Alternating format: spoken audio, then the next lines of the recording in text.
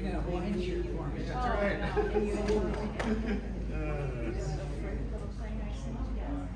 We have laid. Yeah. I just saw it. So it came with the chocolate. So I was Hang it in there. okay.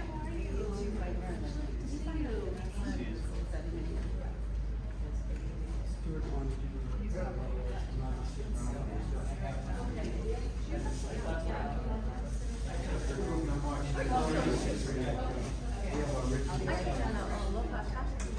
Well, I like that.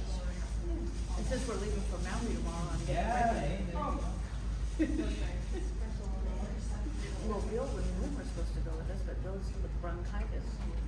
Yeah, he went to urgent care yesterday, so. Yeah. If you go out this year. I'm not. Later. Joshua, do you remember Kristen and the Christmas court? Yes. Yeah, Christmas, yeah. It's hard to forget. Christmas court. Sitting seats. You don't think. Okay. Too bad. Oh, yeah. This is John. John Frank. How you doing? You're. Debbie over here. Oh, nice to meet you.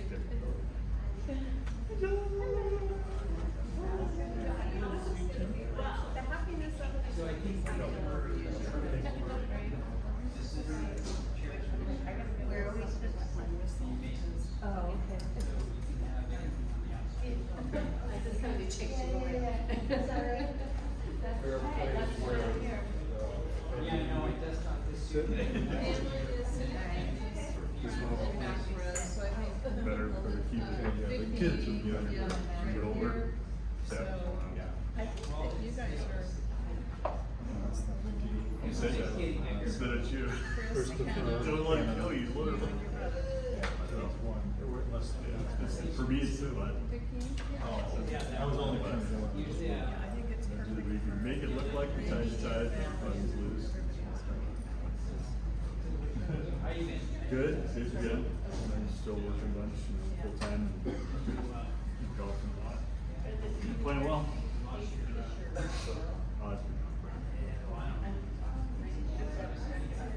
What's this? No, he hasn't had it for a long time.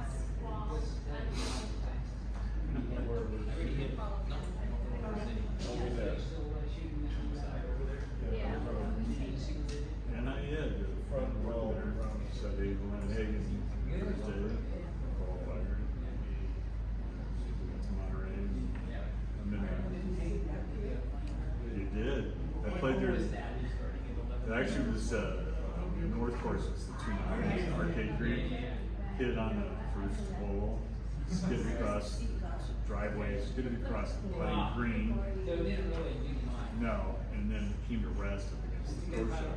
Oh, we had that fight that crash. Yeah. Wasn't that something? That was just, That was sort of scary. Yeah, saw the so video. there's like. I know. You're not gonna hear it. No, It's front done. row. It's not making noise. Just gliding away. Silent killer. Yeah. No one.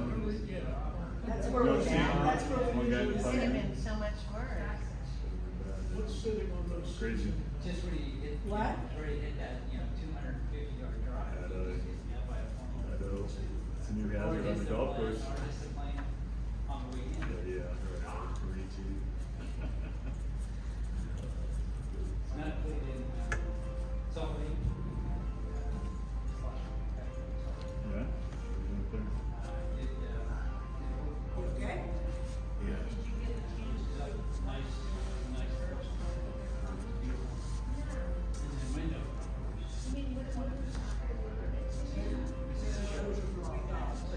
This is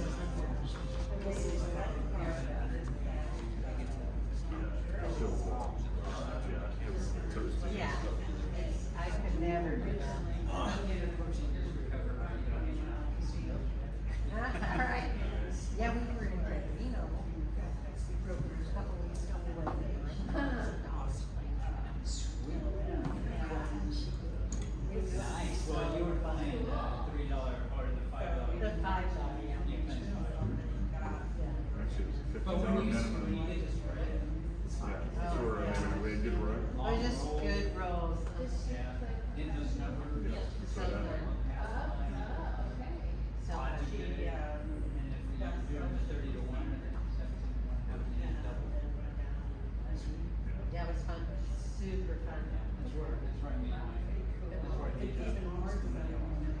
And Just buy so it. that- And Texas Hold'em was, I mean, everyone just wanted to six players. It was dead. Huh. Because one of those speed, was happening that week. A lot of people out of the house. Taking the car. So the hotels are full. Uh-huh. But it's, but I don't think that's very, That's fair, yeah. but the, you know, the bar, the restaurant. Take your Toyota 4Runner. Yeah, all right, could I do it? 95. Yeah, and they come back. It's salt. Right.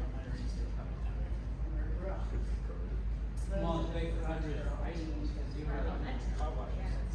Always long. Don't need you that much time.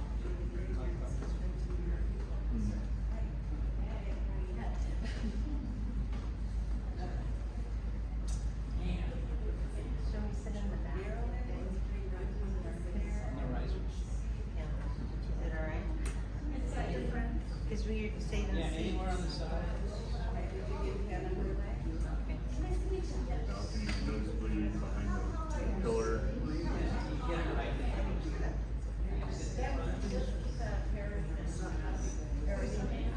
With my big hat that she has.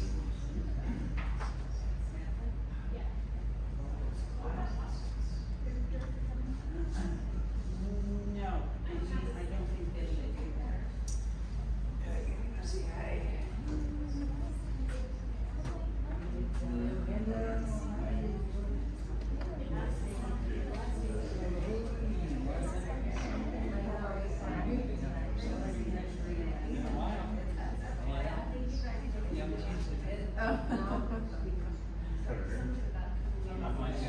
Mine's got great.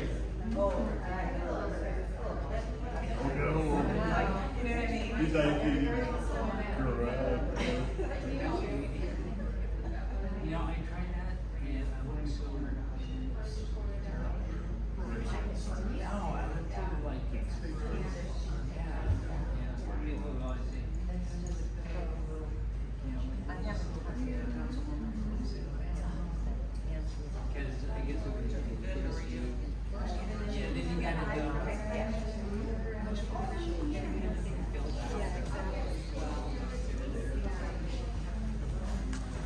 Not that I haven't done that before, I have.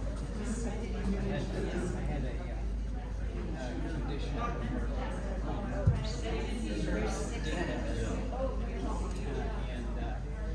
and so there was misfiring going on all.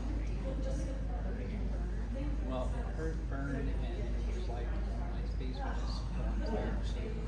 So the neurologist said the best way to do it.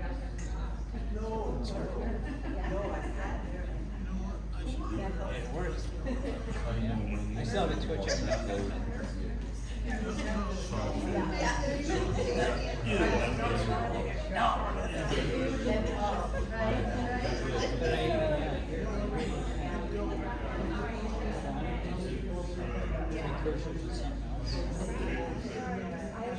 Just in the last week, I started noticing compared to their here.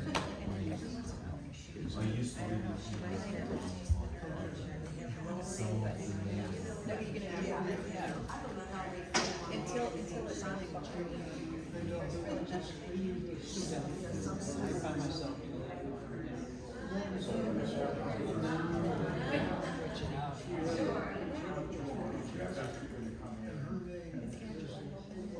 Yeah, I'm checking. Okay, good to see you. She's trying to hold it together. Yeah.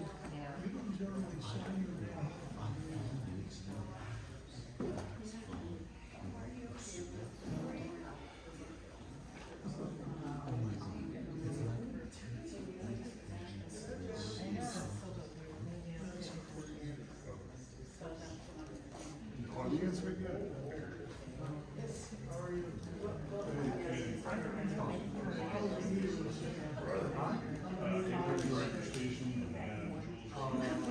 I have a bunch. You know me. You can always call Sam. I'll take care of it. Okay, Sam.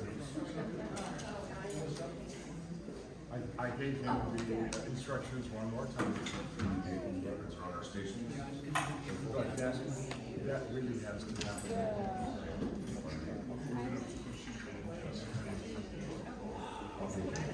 We talked several times.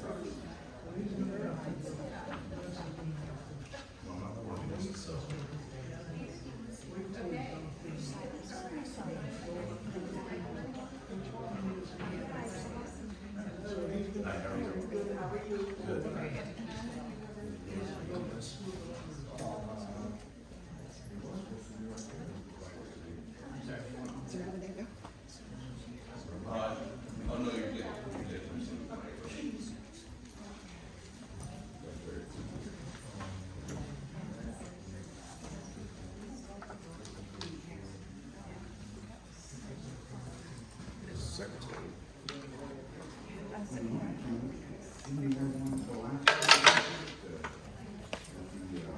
Yeah, here we go. Excuse me, some words last.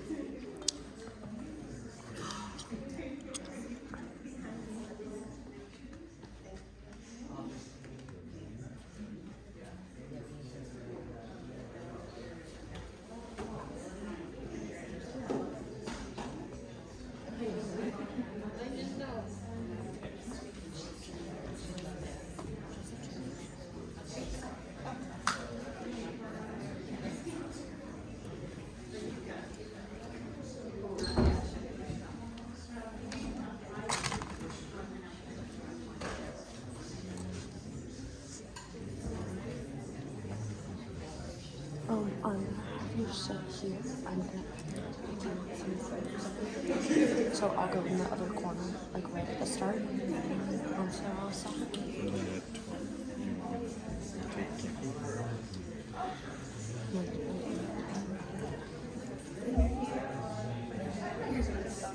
I didn't even see it.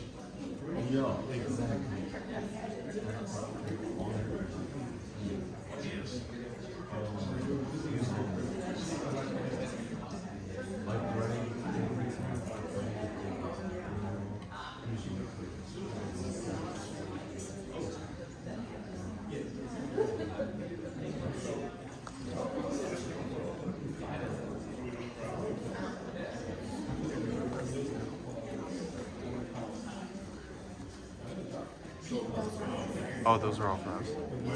Sorry. I'll get one.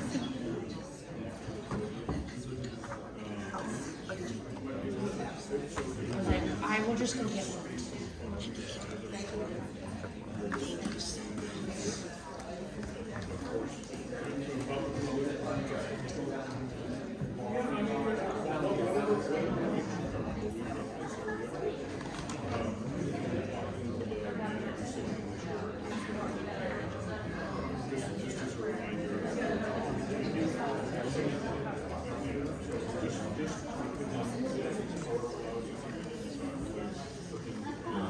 Is my phone over here? In my pocket. I just realized that. Thank you.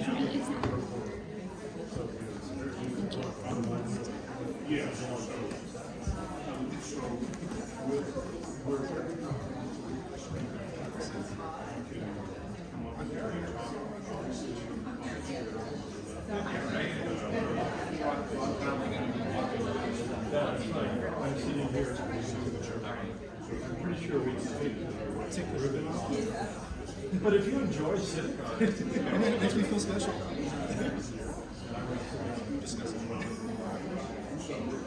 as I was saying, public speaking, you sit in that chair if you can go to the podium, you can, but you have to sit in the chair to sit in those lines. If you, so this swivel.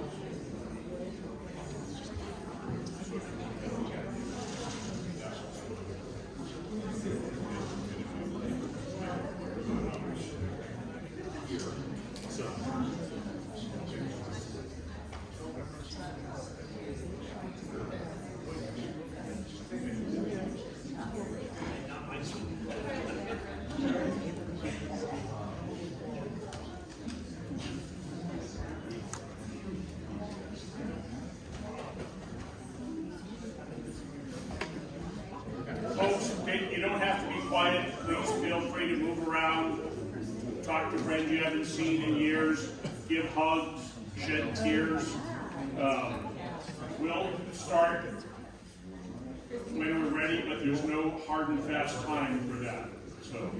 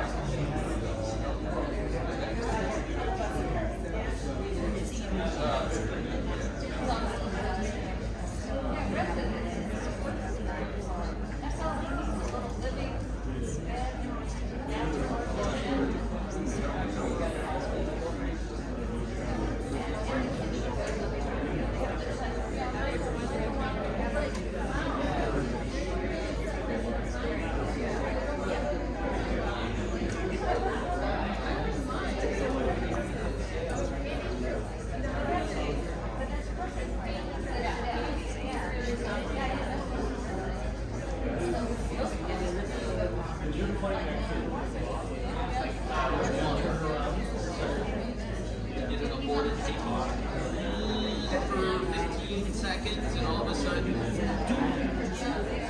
stop. Oh, tried to, but didn't. And I looked at the, that was a total takeoff right there. That's not good.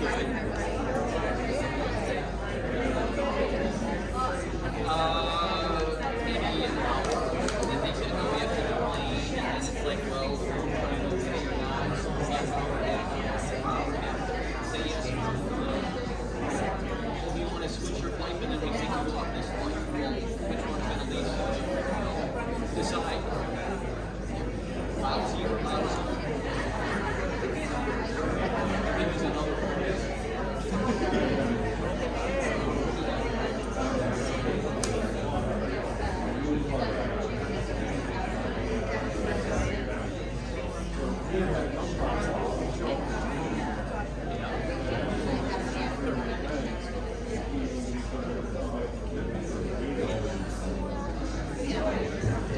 It ended up working out okay.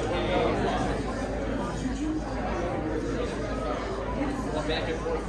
I have no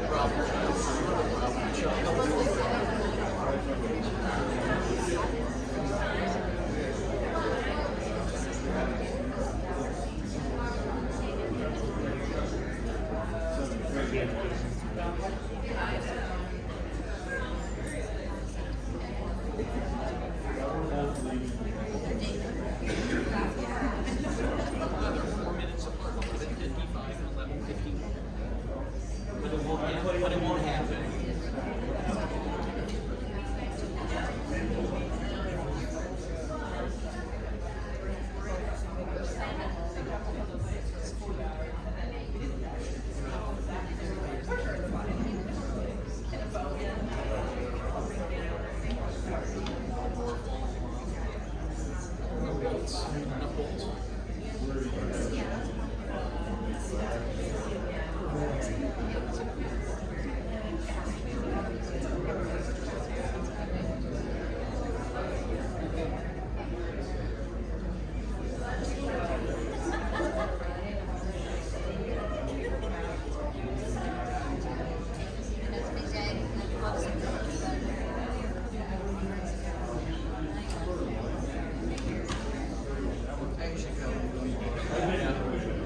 I am too.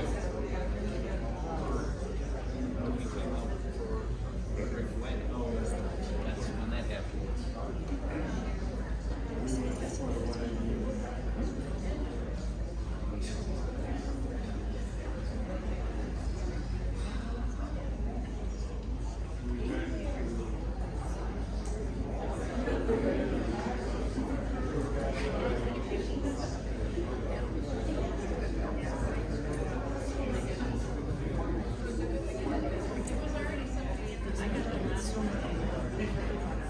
I wasn't sure.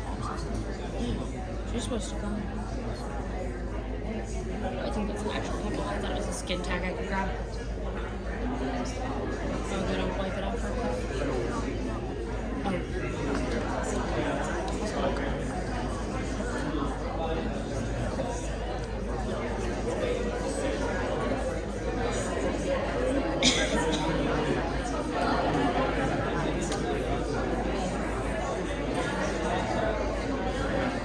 All the bases closed, together, and we're just, and I know you're not. So that's what I was going to tell you right now.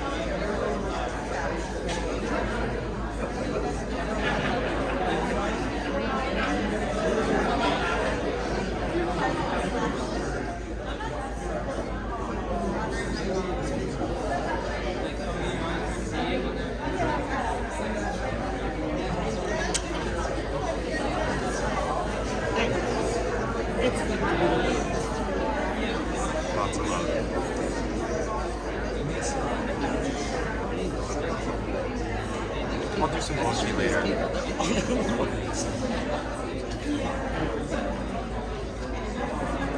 We'll work on it before I leave tonight. What time? Third flight. I don't know. No, I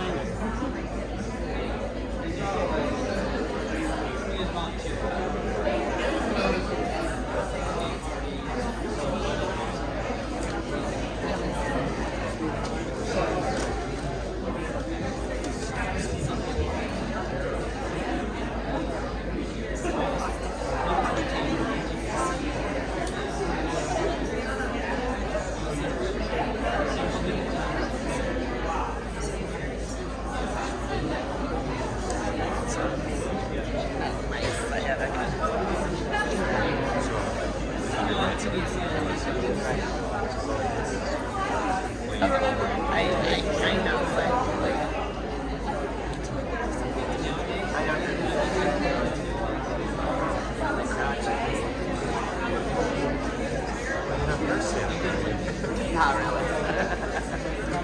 It's laid out. Nothing good. Okay, you did great. It was a lot thinner back then.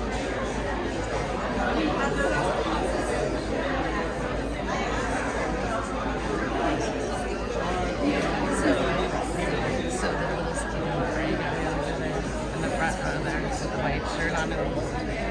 Have you seen him? What you know he's supposed to like?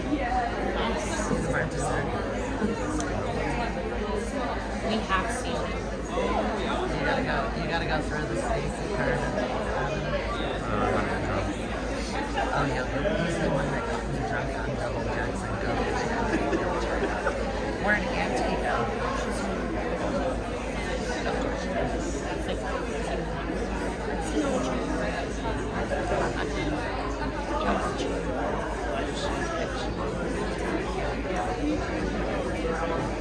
Ow.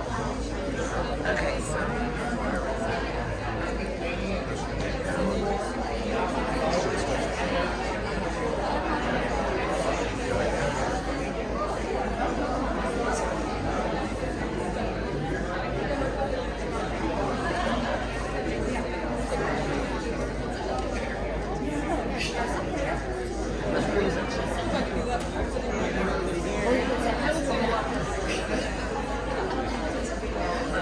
big chair.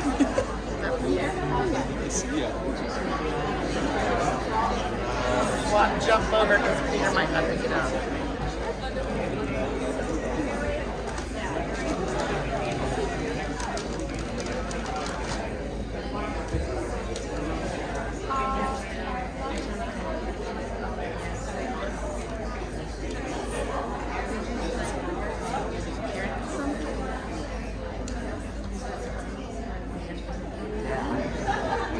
It's because I slept. No, she's in Tonga. She's not supposed to be. I know what any of it look like. She looks like a blonde Lucille Ball.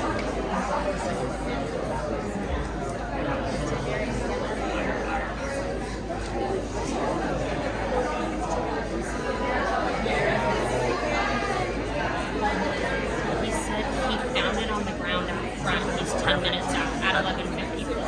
So you can I'll ask go. if they. I will go wait tomorrow. I was like, I'm gonna be out there taking. I'm gonna be back here taking photos anyways. Tell Vanessa.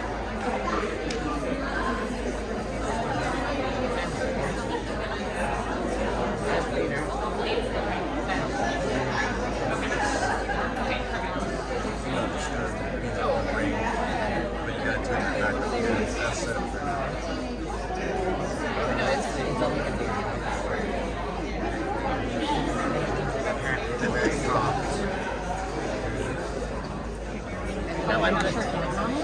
I was doing after when I go back here to another hey, women's soccer. I know. I was walking and he was working out. How they scored.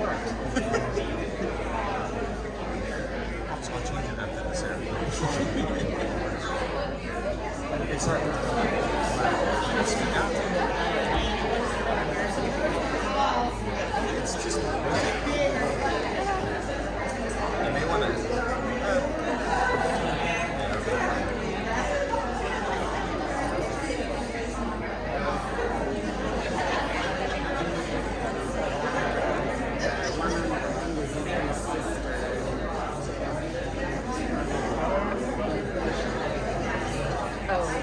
Yeah, Peter, this gives glorified Fajr. I heard Greg said no. Gum. Pete, grab gum. Are you 2 pieces because 1 doesn't do anything. if you were here,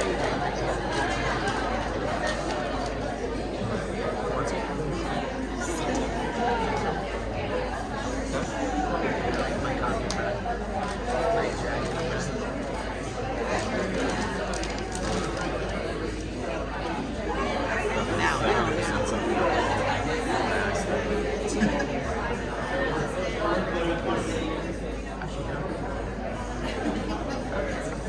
It's just waves. She's been so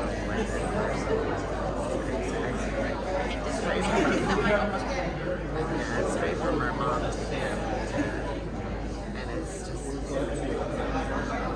I was just up here in my Wednesday. And she's like, I was trying to get stuff done for her. And she's like, she just kept putting it off. And then on Tuesday,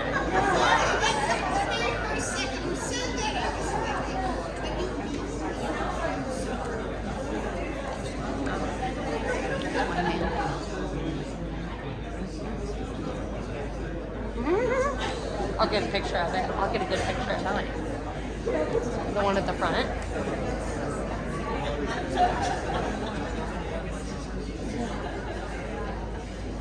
they're gonna leave the door. So I came up with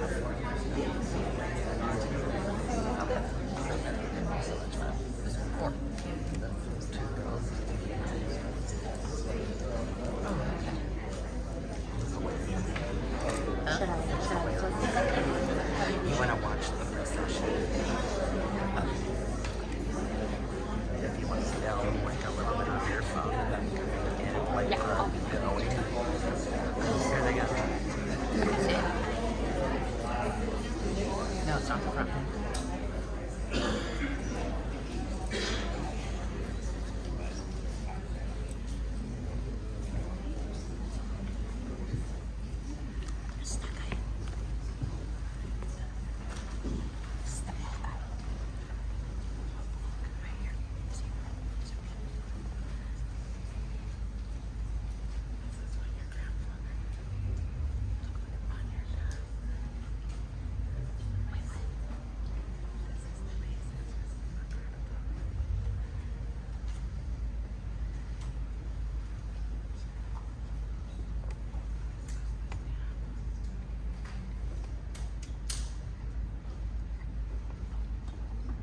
Would one of our brothers please get this young lady a seat so that she can? But it's gonna be a while.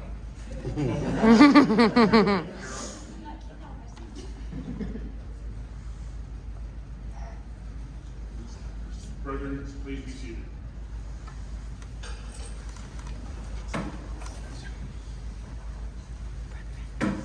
At this time, I would like to remind everybody that there's these things that I think almost all of you have in your pocket.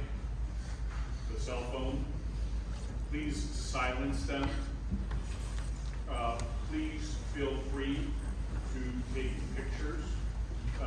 And the family would appreciate it if one or more of you would take a video of the ceremonies. So, and then you can get them to the family later at some point, edited or unedited. So, first of all, if you'd like to take a seat.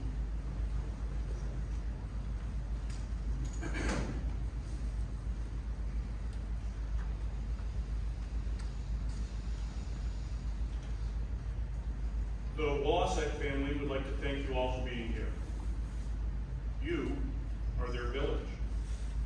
Thank you. It's the village that helped bring this service together. All of you. You would be proud. You would be very proud. We looked up the meaning of Arthur.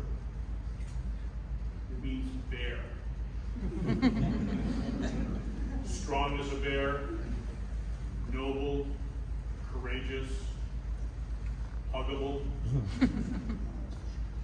That wasn't actually in there, but it was completely accurate. It also means king. He was all of those things. We knew him to be very loving and kind. He had a huge heart. And he was always there, as you know, when anybody needed it. Hello, everyone. For those of you that don't know me, my name is Stuart Stackhouse. I'm the worshipful master of Natoma Lodge 64, Free and Accepted Masons of California. It's my honor to welcome you here to join in celebrating the life of Arthur Frank Walasek with his family, with his friends, and with our brethren. I consider myself to be a fortunate man to have counted Arthur as my friend and brother. And yeah, there might be a few difficult moments where I have to stop. We met here at the lodge as Vicki was getting into Eastern Star and Vanessa with Rainbow. He grew with us here as part of our Masonic family. Freemasonry became a big part of Arthur's life, and he became a big part of our Masonic family. He brought his passion for Halloween to the lodge. He organized our haunted house and family event. And he was even, okay, little kids, plug your ears, he even played Santa at a Christmas dinner, happily doling out ho-ho-hos and listening to, it says here, to children's wish list with great intent. But there was more than one of us that actually told Santa what we wanted for Christmas dinner. He'll be missed, but he's still here with me, with us. He's in our hearts and our memories. Following the service, we would like you all to join us in the small dining room and on the patio for a taste of Hawaii.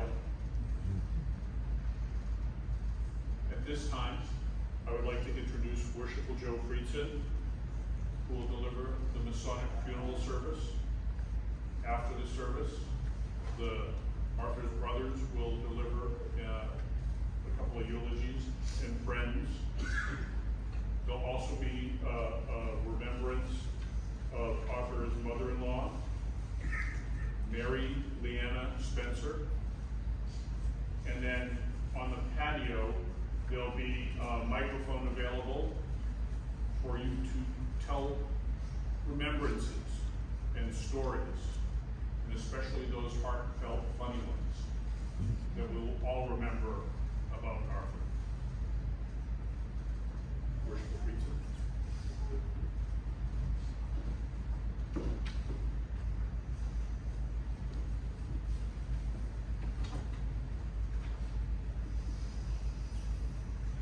Brethren and friends, it has been a custom among the fraternity of free and accepted Masons from time immemorial, at the request of a departed brother or his family, to assemble in the character of Masons and with the solemn formalities of the craft to offer up to his memory before the world the last tribute of our affection. Our brother has reached the end of his earthly toils. The brittle thread which bound him to the earth has been severed, and the liberated spirit has winged its flight to the unknown world. The silver cord is loosed, the golden bowl is broken, the pitcher is broken at the fountain, and the wheel is broken at the cistern. The dust has returned to the earth as it was, and the spirit has returned to God who gave it. From the sacred scroll, Arthur Frank Walasek of Natoma Lodge number 64 entered into rest July 31st, 2024, at the age of 57 years, 11 months, and 7 days. He held the stations of the junior steward, junior deacon, and senior deacon. He was initiated on November 29th, 2019, passed to the degree of fellowcraft on February 20th, 2020, and raised to the sublime degree of Master Mason on November 18th, 2021. Almighty Father, into thy hands we commend the soul of our beloved brother. The great Creator, having in his infinite wisdom removed our brother from the cares and troubles of this earthly life, thus severing another link in the fraternal chain by which we are all bound together, let us who survive him yet more strongly cemented by the ties of brotherly love, and during the brief space allotted to us here, we may wisely and usefully employ our time and in the mutual exchange of kind and friendly acts promote the welfare and happiness of each other. While we pay this eternal tribute to his memory, let us not forget, my brethren, that we too are mortal, that our spirits too must return to God, who spake them into existence. Man that is born of a woman is of few days and full of trouble. He cometh forth like a flower and is cut down.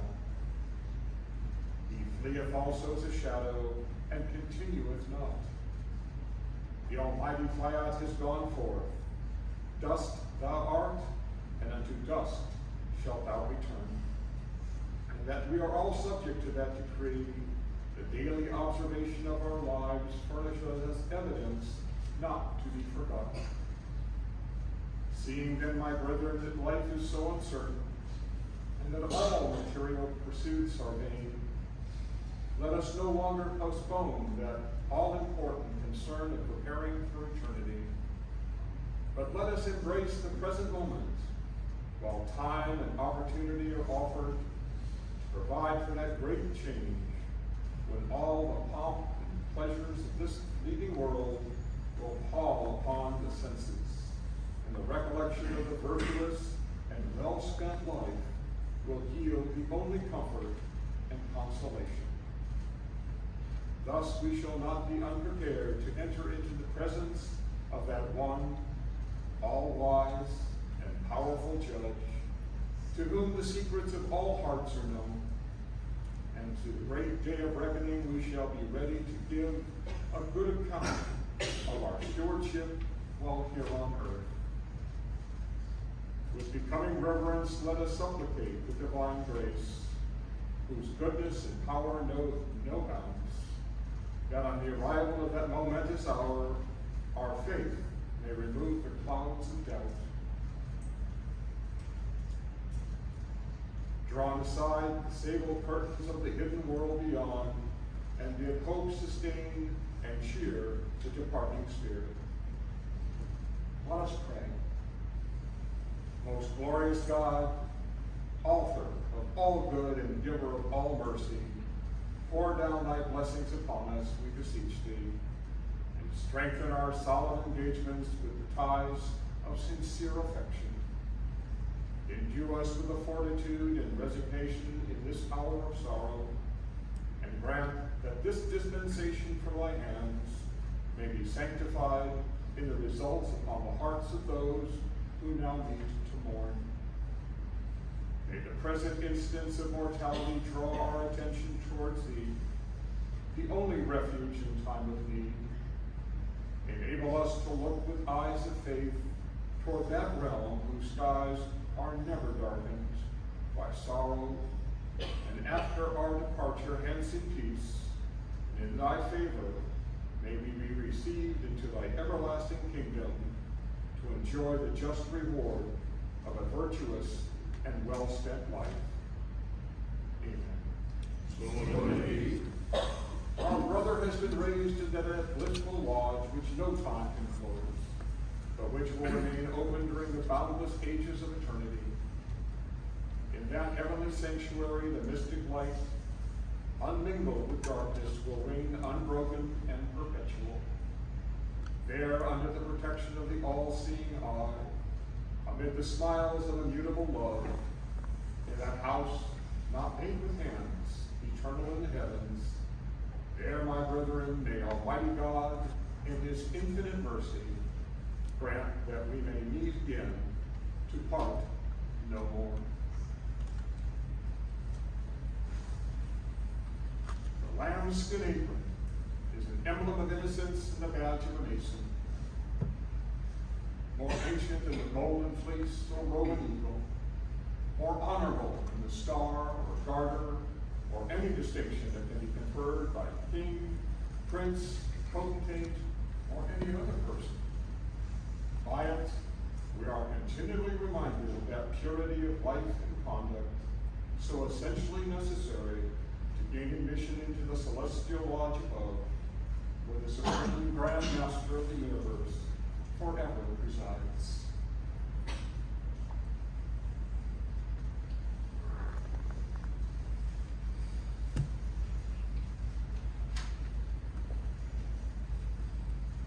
This evergreen, which once marked the temporary resting place of one illustrious in Masonic history, is an emblem of our enduring faith in the immortality of the soul.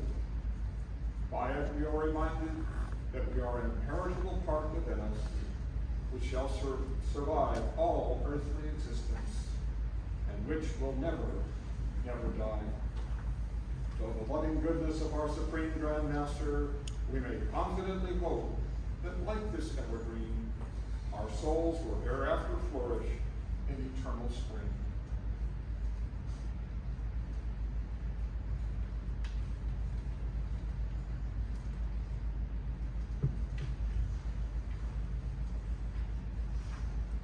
We shall ever cherish in our hearts the memory of our departed brother, and commending his spirit to Almighty God, we trust and relieve him in the hands of that beneficent being who has done all things well, who is glorious in his holiness, wondrous in his power, and boundless in his goodness. And it should always be our endeavor so to live that we too may be found worthy to inherit the kingdom prepared for us from the foundations of the world. We extend to the bereaved relatives and friends of our departed brother our sincere sympathy in this hour of sorrow. And we pray that he who tempers the wind to the shorn lamb will give them his divine comfort and consolation, and that they may come to realize that the spirit of our brother is happy in his Father's house, where God shall wipe away all tears from their eyes, and where there shall be no more death, neither sorrow, nor crying, nor pain, for all the former things are passed away. Soft and safe to thee, my brother, be thy resting place. Bright and glorious be thy rising from it. Fragrant be the acacia spring that there shall flourish. May the earliest buds of spring unfold their beauties for their resting place, and there be sweetness for the summer's lost rose, the year's longest. Though the winds of autumn may destroy the loveliness of their existence, yet the destruction is not final. And in the springtime they shall surely bloom again. So in the bright morning of the resurrection, thy spirit shall spring into noodles of life and expand in the immortal beauty, in realms beyond the sky. Until then, dear brother, until then, farewell. Let us pray. The Lord bless us and keep us. The Lord make his face to shine upon us and be gracious unto us. The Lord lift us his light upon his countenance and give us peace. Amen. So let it be. My brethren and friends, concludes the final portion of our service.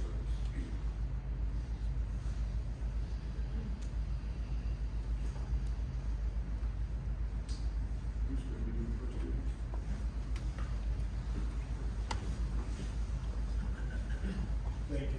service. My name is Rich Walasek, and I was Arthur's older brother. But sometimes get confused because today's class is about the human geography of Australia. And I gotta remind the class that there's a quiz next Friday. Nope, I screwed up. I was a professor for 38 years of geography, and for a minute I brought myself back to that time and was starting class. And some of the students even liked me once in a while. But certainly many people liked art. Now, as I said, I'm his older brother. I was almost 15 when he was born and came into my life. And I lived much of the time with my mother, and then later in college I was gone. So I don't have much to say about his childhood. He was a mischievous child, perhaps. But I'm going to let my younger brother and Art's other brother, who's going to speak in a few minutes, say more about his childhood. In fact, I intend to be especially short because Carl told me he's going to talk at least 90 minutes.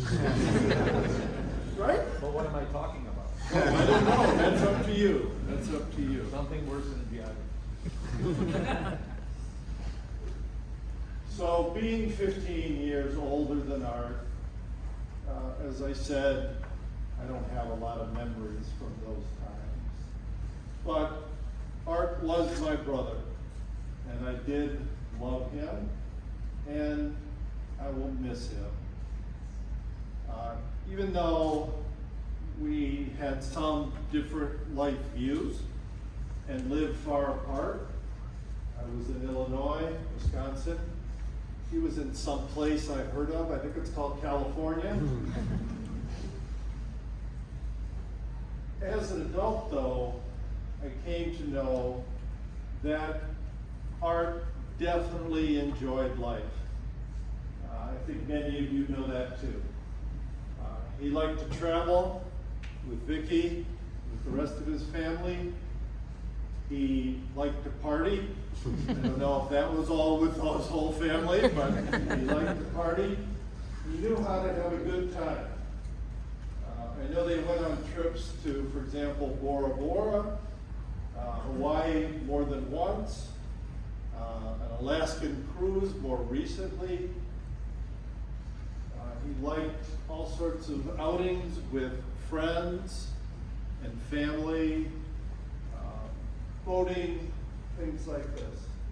As again, some of you probably know more than I do. I also know that Art was creative. A couple examples, he loved to 3D print stuff.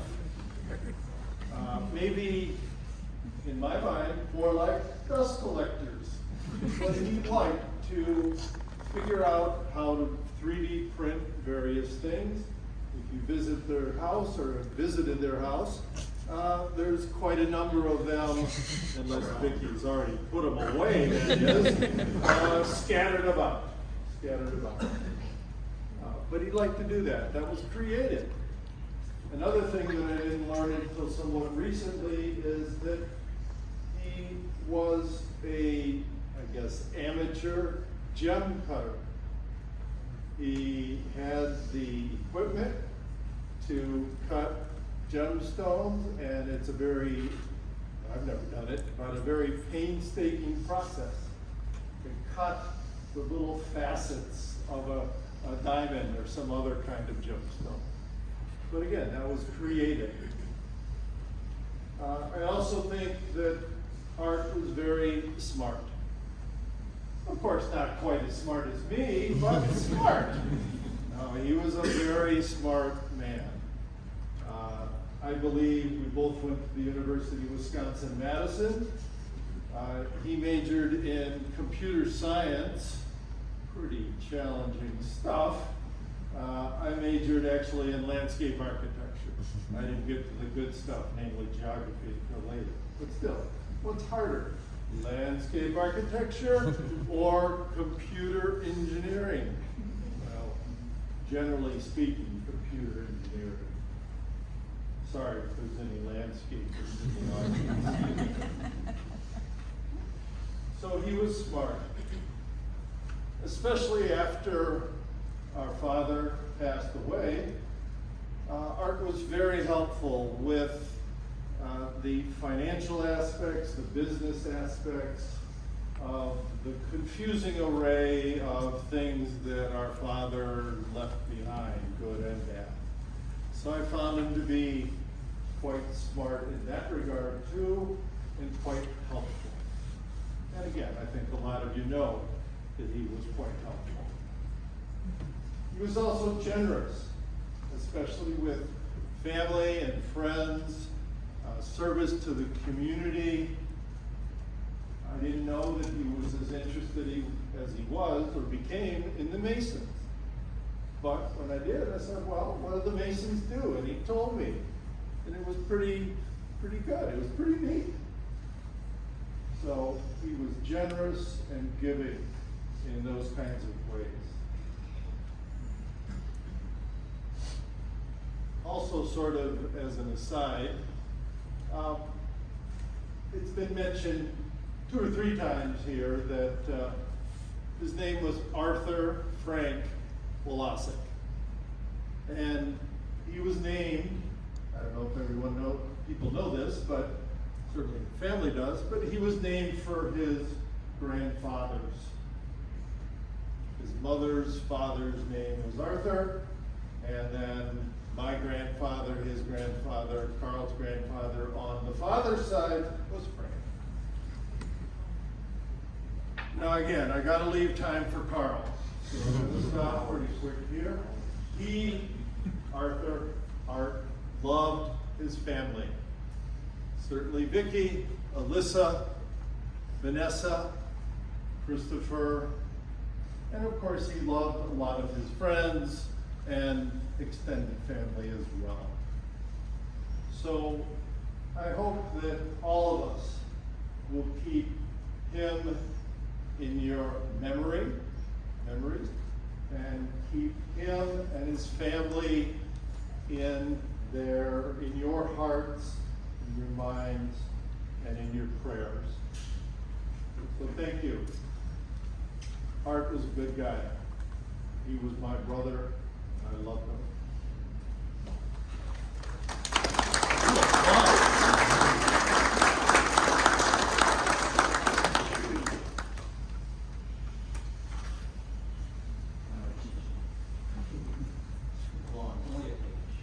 I'm only going to glance at it, but I got to talk about this story. So, I'm Carl, Art's younger brother.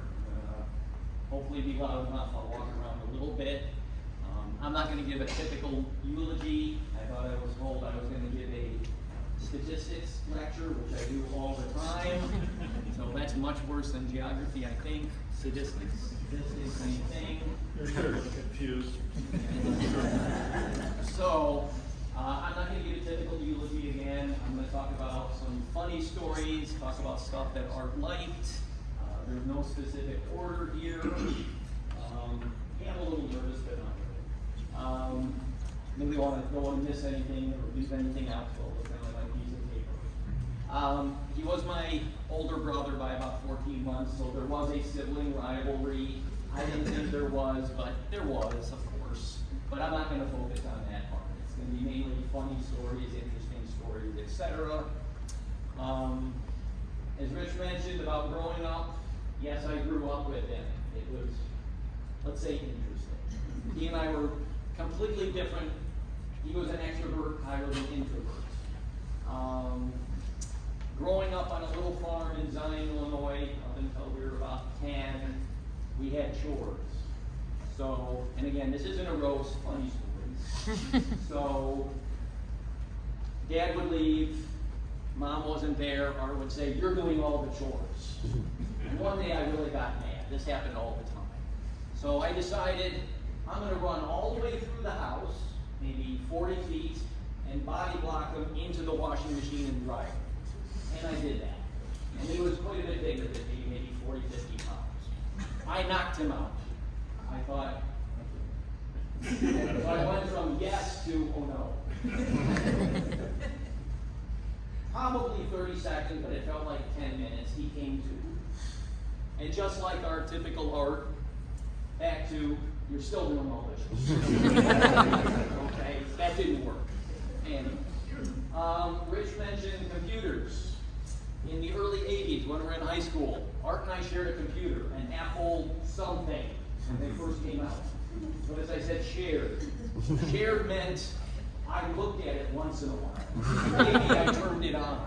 Maybe I touched the keyboard. Maybe.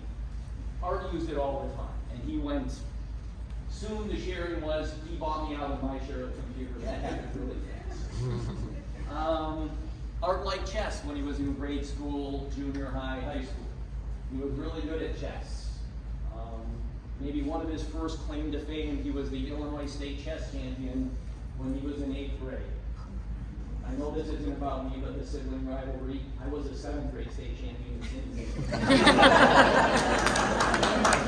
Anyway, further to the story, the 6th grade state champion was better than him and I combined because I know that I played him, and we tied. He was mad, I was thrilled. Art and I would just wing it. This other person studied with his dad 6 hours a day. No, that's not funny. Again, there's no order to this. Once we drove, I don't know, maybe when we were 18, 19, drove from Chicago to California. That's a long way. I-80, loads of fun.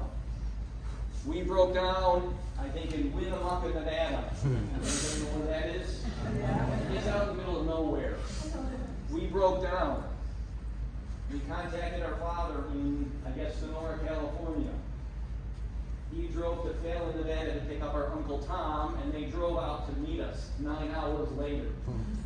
We were in the desert for 9 hours. At night, finally they show up. How are they going to tow the car?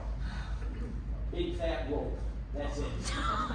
We towed a Volkswagen Rabbit 500 miles, mountain pass in a blizzard. Art and I are pushing the Rabbit up the mountain pass. You can see the top. We're going 1 mile an hour. Now, before all this happened, we're using a rope, not a tow bar, nothing professional. Of course, nothing's ever professional with us. The battery, we're using the wiper because it's snowing. Well, eventually the battery dies.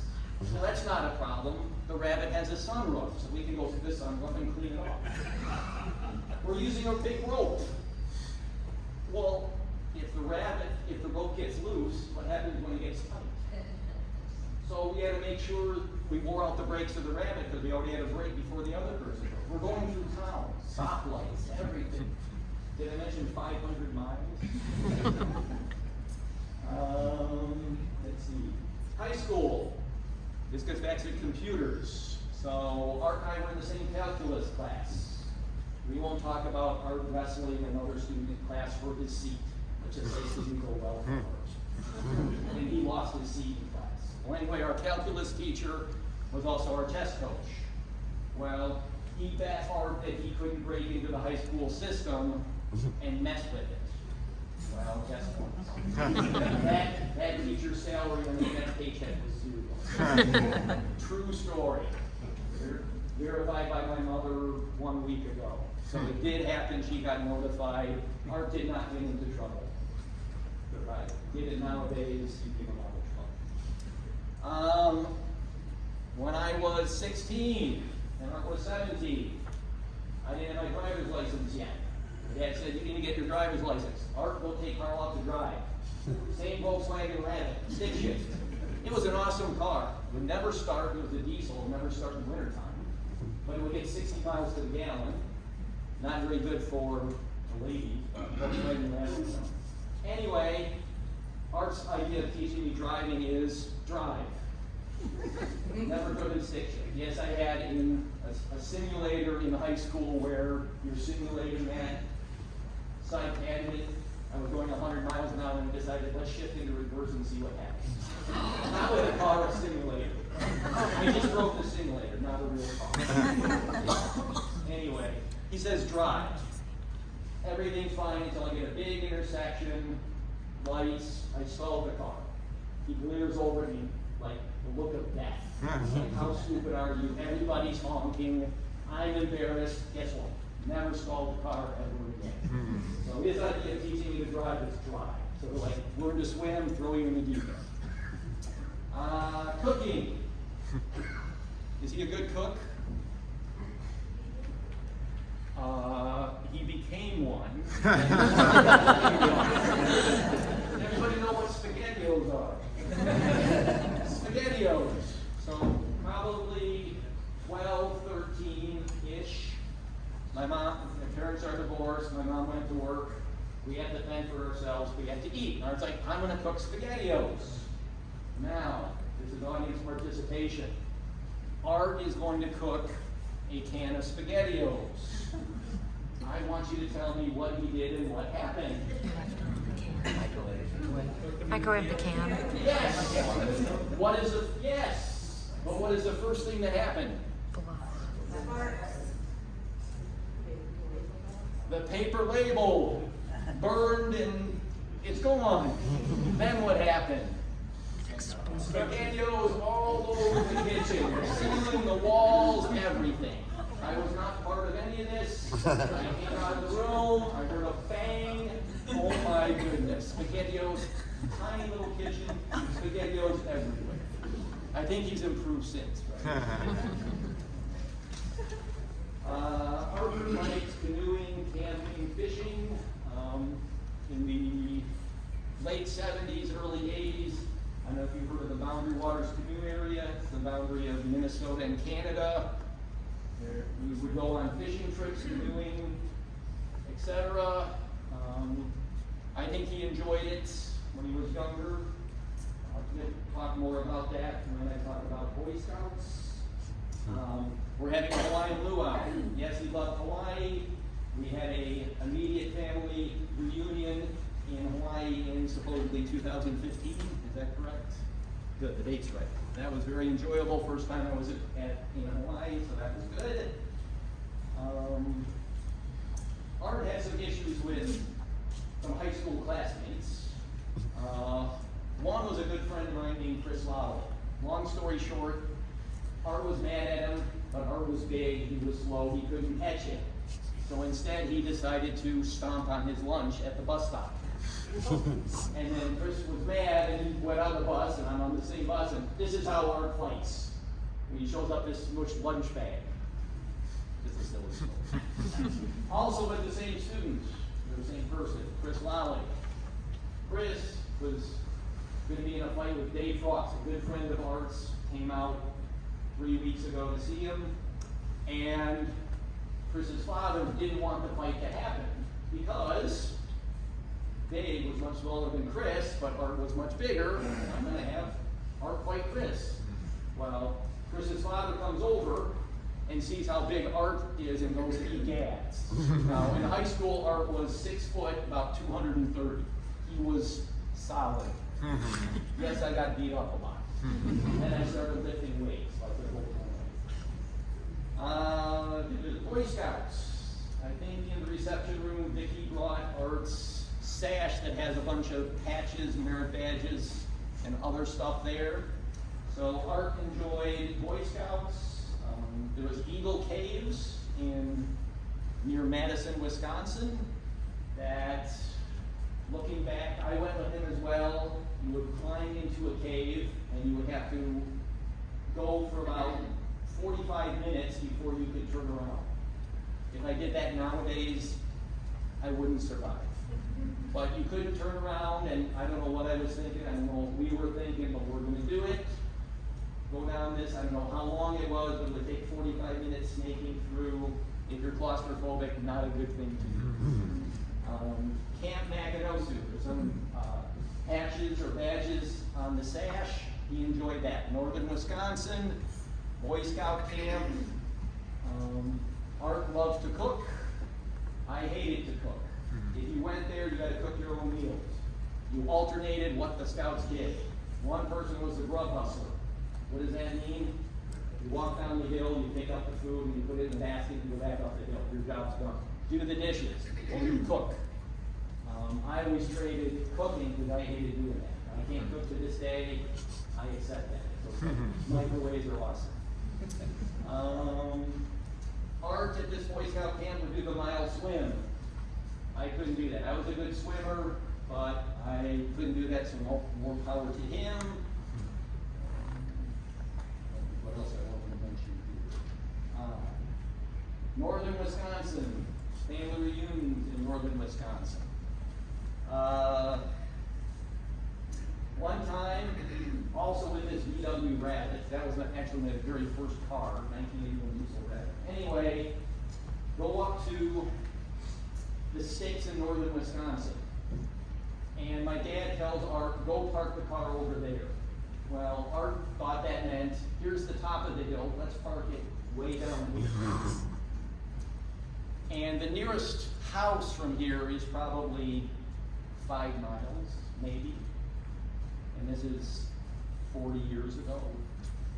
And all of a sudden, my dad doesn't notice this yet, but I see Art park the car. I said, where's the car? And he goes, over there. And I'm like, we're never going to get the car under here. We can't get out. It's not that he backed it down so we could go forward. We had to back it up this steep, muddy, hilly incline. Oh my gosh. So finally, we used a boat winch trailer to attach it to the back of the car with ropes and chains to winch the car back up the hill. By this time, our dad saw what happened and he was irate. In a lot of summers when we were teenagers, we would go up to Northern Wisconsin, sometimes for fishing trips, sometimes to the Boundary Waters, sometimes a family reunion, sometimes fishing on the Chippewa River. There's some pictures up in the reception room of us holding up fish. So before I forget, make sure you check out pictures in the wall in the reception room, in addition to the ones that are as soon as you go in. So a lot of embarrassing pictures of my brother and myself, maybe even Rich as well. Those were Don't embarrassing. speak for yourself. Anyway, one time we went up and we decided to get in a water fight with our second cousins in their driveway of their house. Well, that's all good and fine. However, one of our cousins had a baby that was sleeping. So this water fight started off with little pistols, then it graduated to buckets and faucets. Then finally, oh, it's their house, so you know where the hose is. We realized then that we lost the battle, so we're gonna get into our camper and start honking the horn and doing whatever, making lots of noise, laughing, you can't get us. Well, my cousin Mary comes running out, if you wake up Alyssa, I'm going to kill you. I don't know if we woke her up, but we were in a lot of trouble, but we didn't care, we were having fun. And I think that's one of our fondest memories, this silly little water fight. I don't know why it's memorable, but for him, he always remembers that. Also in Northern Wisconsin, Art and I were up there with our cousin Marie. And my cousin Marie is, I don't know, 4'7", 4'8", maybe 100 pounds. And we were at a bar. Art's 6'240", I'm 6'180", and we're telling everybody she's our mom. It was hilarious. There would be guys trying to hit on her, and we're like, man, she's our mom. And they're looking at us like, no. It was funny, but also embarrassing at the same time. What else do I miss? Yes, that's sort of all my sort of funny stories. Yes, I have more embarrassing ones, but again, this is not a roast, only my embarrassing part.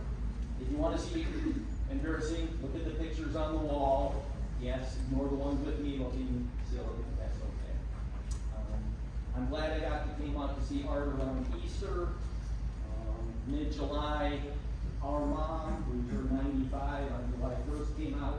We spent a few days with Art a few weeks weeks ago, so I'm glad she and I came out then. Art was large, and as Rich said, he lived large. He enjoyed life. He loved his family. I wish I was closer to Art. I was honestly much closer to him from 0 through 25 than I was from 25 to 55. Distance, could have tried harder. I sort of regret that. He's at peace now. I love him. I wish I could talk to him now, but I can't. Thank you.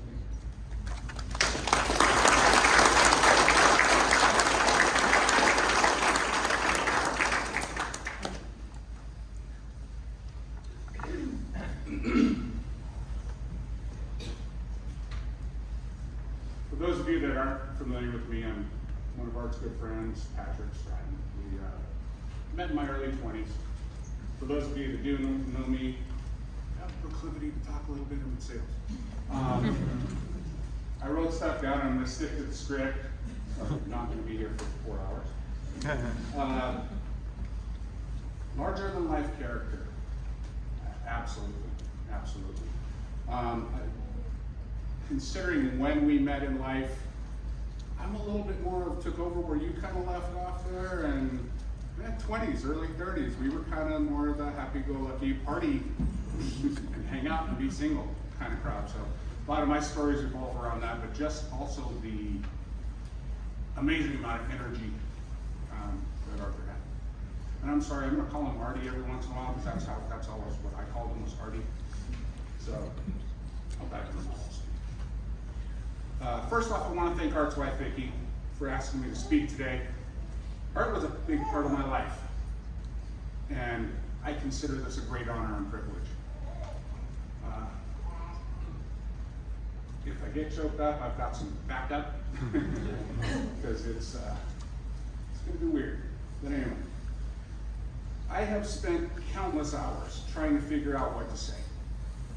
Literally every waking moment, from the time that Vicki asked me to speak to the time that I actually sat down in front of my computer, and my brain was just racked. The memories just started hitting me like a tidal wave. And the flashbacks, and all the while I'm trying to figure out things like, well, how long do I stand up here? What's appropriate? I'm trying to Google eulogy, 5 minutes, 7 minutes, hour and a half. What is it? I don't know, right?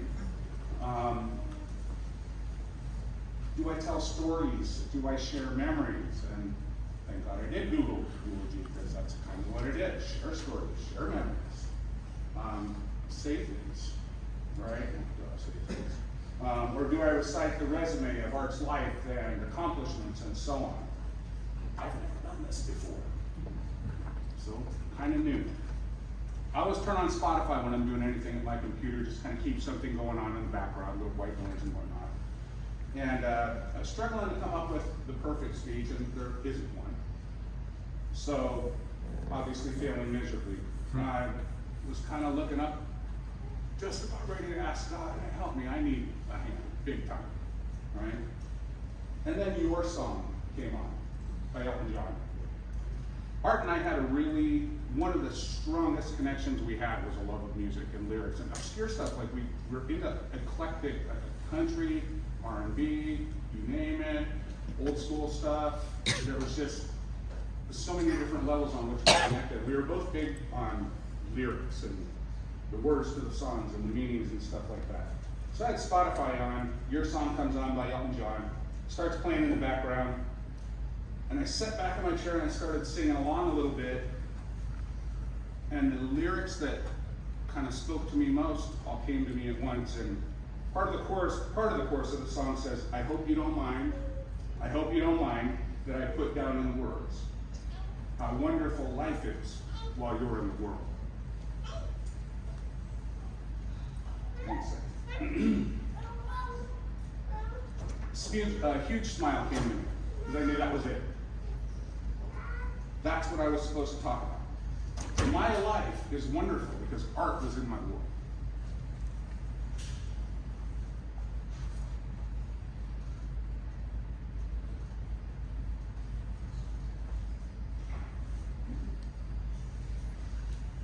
all of us here today were blessed because he was in our world.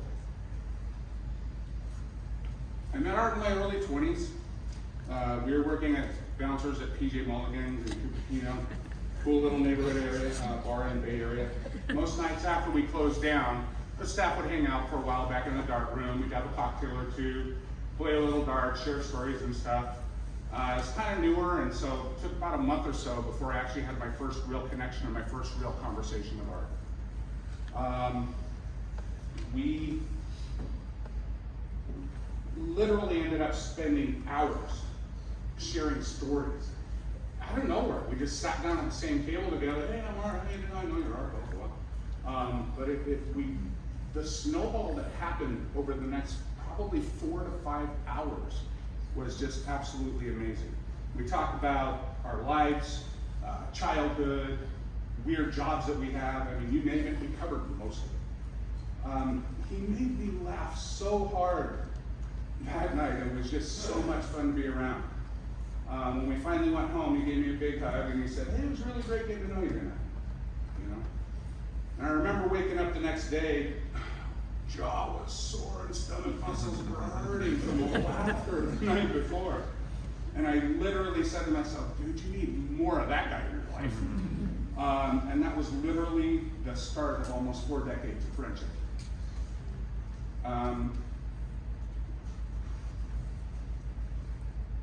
We know Art in so many ways, but the one thing we all shared that connects him to all of us is he was true, genuine, and what an extremely loyal person and friend. Our friend group was kind of like a real life version of the TV show Friends. A bunch of early 20-somethings, mid 20-somethings trying to figure out how to adult and how to do life and things like that, but just all the while sharing so many great times and having some of the best vacations and adventures along the way and helping each other grow up and being there for each other through the tough times as well. And our group, we had epic theme parties. Smiling now, aren't you? We had epic theme parties. We did at the guy's house, that's a whole nother story too. We went on multiple ski vacations to Whistler, spent countless weekends at the Delta water skiing and kneeboarding. That big guy could kneeboard like nobody I ever knew. He was amazing. We guided rafting trips on the American River. We guided rafting trips that should strike fear into almost everybody. We gathered every Thursday night for the original beer pong. We'll go into that story later. We had traditions like football Sunday. We kind of started doing Friendsgiving, and no matter what, every Christmas holiday, all of the friends still got together, and we did our version of it as well. And it was amazing, and we're friends, but also along the way, we all became family. And Art was such a huge part of that. And as I look out on the audience today, I see so many of you that were there during some or all of those times. I'm thankful. I look forward to sharing some more stories with you all later at the reception as well. As we spent several hours last night going over a lot of them. All the memories that I spoke of had one main common denominator for me, Artie. As I was struggling with what to speak about today, I decided to focus on the happiness and joy that he brought into my life. And I'm quite certain all of this. He was a larger-than-life character, which I kind of said at the beginning. I remember one of the epic theme parties at the guy's house. We had a Fred Flintstone party for Art's birthday. Yeah, if you saw Art in Fred Flintstone costume, mind blown. He was the spitting image of a real-life version of Fred Flintstone. One of my all-time favorite pictures I have hanging up at my house is actually of that party and Art standing in front. Doing his little art thing. But he was always such a positive and happy guy. He always did what he could to make sure that those around him were having fun, in good spirits, and having a great time whenever we got together. But his character was much deeper than just the fun guy that you want to party with. He was quite possibly the most genuine human being that I know. He always wanted to make you smile. But he also knew when you needed a hug, a calming hand on your shoulder, or to just sit with you in silence if you needed it. Okay, so the silence part never really lasted that long. Don't you know that? But you get my point. Art was also, hands down, one of the smartest men I knew. You heard the term, I know a guy. That was kind of his superpower. There was so many things that I was surprised. I didn't even know about the chess thing. Well, I knew about the chess thing, but I didn't know how far he'd gotten with that. I knew he wrestled. First time I tried to wrestle, he slammed me down and almost broke me in half. This is hard to break in half.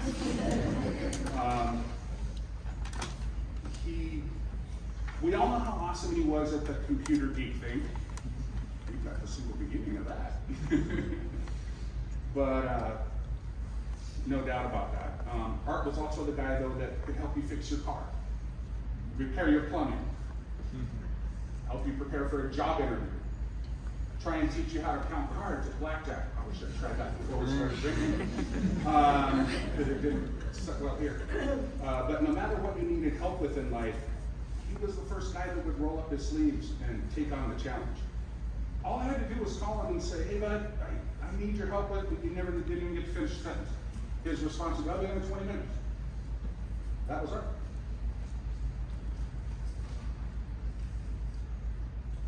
Art wasn't just smart. He was also pretty quick-witted and absolutely hilarious to be around. He could turn your sadness into happiness at the drop of a dime. I remember one time I'd gone through a pretty bad breakup. I headed over to the guy's house, and Art was the only one home. And I'm beside myself, all emotional, this, that, and the other, and spilling my guts all over the place, and just sobbing and whining and everything. And then just sat down on the couch and put my head in my hands, and just tearing up and all this, that, and the other. And didn't try to say anything, didn't try to calm or soothe me, just came over to me and sat next to me and put his arm around my shoulder. And after about a minute or two, we sat there quietly. Remember earlier I said about the silence didn't last too long. His hand starts slowly going down. A little curious. Next thing I know, he's got a pretty huge handful of my left butt cheek. And he whispers in my ear, so, does this mean you're available?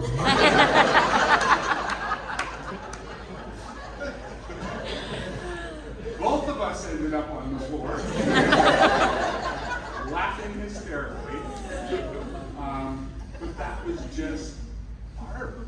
He knew when I needed the silence, but he also knew I better make this guy laugh or else I'm going to sit here with a whiny.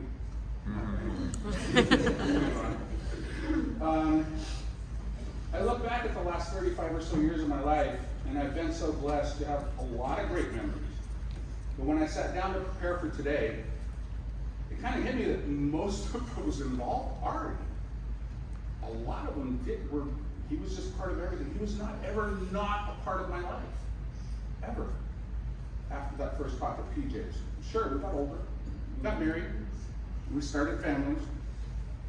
And although we didn't spend as much time together as we did in our younger days, we still managed to make time wherever we could. Whenever Brendan and I would get together for Guys Week, and first thing I would do, hey, call Art, make sure he knows I'm on my way up. And if I forgot to call him and tell him Art would just be there when I showed up, I'm like, dude, I'm happy to see you.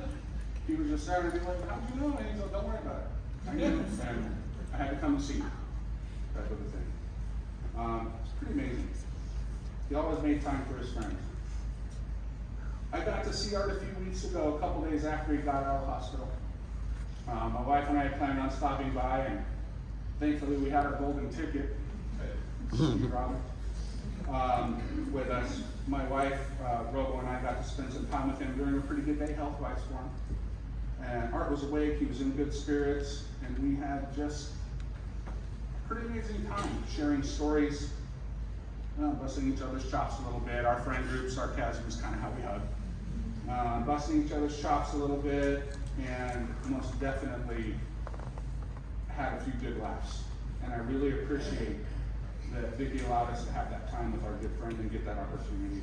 And I got to do exactly what I got to do with Art the first night I met him for good, or that we had that real connection at PJ's decades ago. But this time he was the guy in my stories, part of my stories. And the memories that we were talking about, we were going over as we were laughing, they included him. And most importantly, I got to tell him that I love him.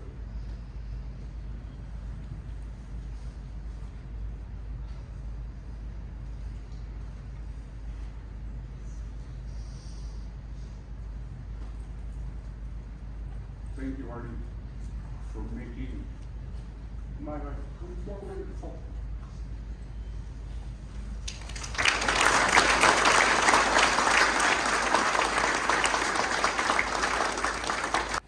For Arthur and Aaron, and I'm honored to do so.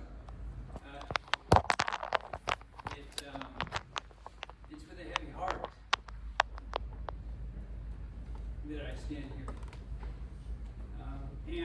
So I just wanted to keep it short, keep it simple. And yes, I'm going to repeat the benediction, but it's going to be a little bit different. And yes, I have to have larger print. So when I'm saying this prayer, I'm saying it for Arthur as well as Mary, as well as for everybody in here. As you know, what impact that Arthur has had on us all. So, if you please just kind of join with me, bow your heads, kind of just be at peace as I go through this. I'll keep it short.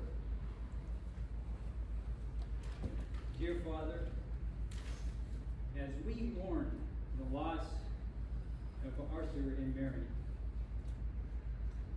help us not to forget the lasting impact that they've had on each one of us.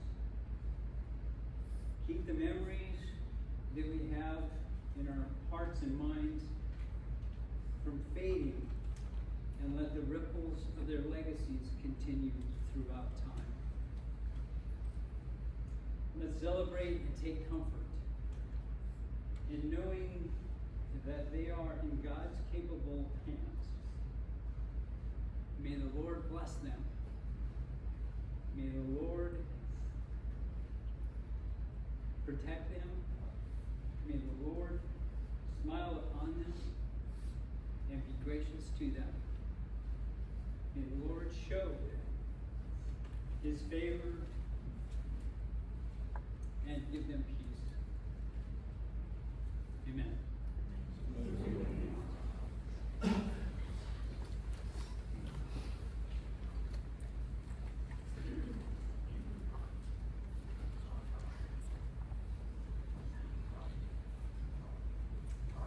I'm Angela Singh. I met Vicki almost 40 years ago through our friendship. I got to know her mom, Mary, so I wanted to just say a few words to remember her, because with everything that has been going on with the passing of Mary, hasn't really been dealt with yet. So this is also a moment to remember her and for the family to hear about her life and friends. This is much more traditional because otherwise I will fall apart. As many of you know, there was recently another loss in the Walasek family. Arthur's mother-in-law, Mary, passed away in early June. Mary Leanne Ibsen Spencer was born on July 27, 1944 in Santa Clara, California.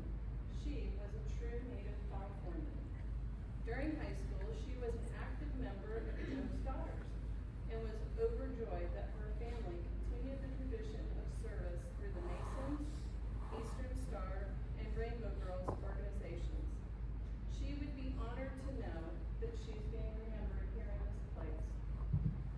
After high school, Mary met and married the love of her life, Virgil Spencer, on June 14th, 1964. Together, they shared a beautiful life filled with travel, business ventures, faith, and family.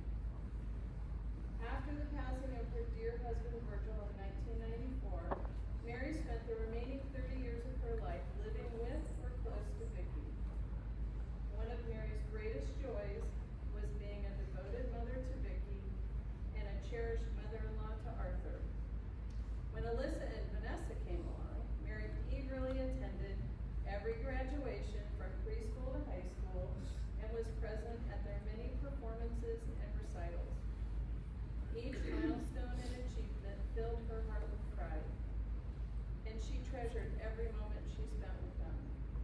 But beyond the events and milestones, it was the everyday moments that Mary cherished the most. The quiet conversations, the shared laughter, the simple joys of watching her grandchildren grow.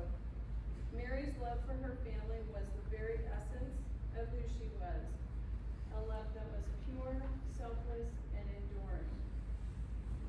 A precious gift came later in life for Mary when she was reunited with her adult daughter, Doreen McKellar, and her grandchildren, Ashley and Hunter. Mary cherished the time that she had getting to know them. If you knew Mary, you probably also knew that she was a person of deep faith with a kind heart, and she loved being on social media. Her posts on Facebook reflected who she was in life, positive, encouraging, and full of well wishes both to and from her friends and family. Mary's life was one of dedication, love, and grace. She leaves behind a legacy of kindness and devotion that will forever be remembered by those who were fortunate enough to know her. And while we mourn her passing, we also celebrate the beautiful life she lived and the countless ways she made the world a better place. So as we say our goodbyes, let us honor Mary's memory by living our lives with the same kindness and joy that she brought into the world. As I close, I'll leave you with one of Mary's favorite quotes and verses that she lived her life by. Therefore, do not worry about tomorrow, for tomorrow will worry about itself. Each day has enough trouble of its own. Matthew 6:34. Or as Mary would often say, don't worry about it, it'll all come out in the wash.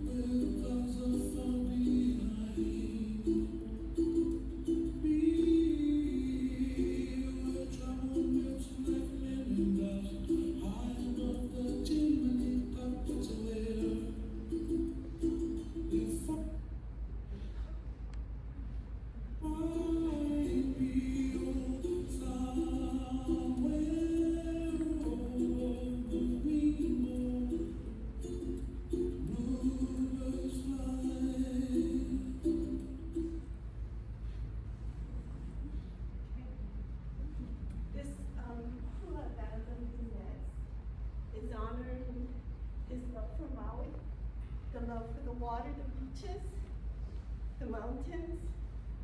It's about a mermaid who's out on Maui.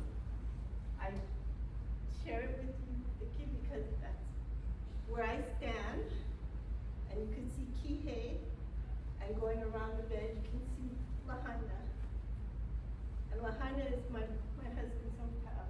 But when we got married, we lived in Kihei, down the street from where you are, always vacationing, and we never crossed paths for whatever reason until today again. So this is a mermaid reflecting the love of the ocean that Vicky and your husband.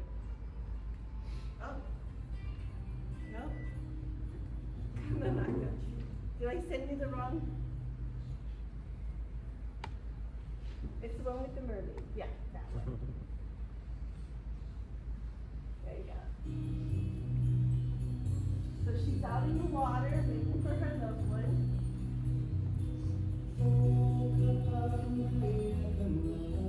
Come to me.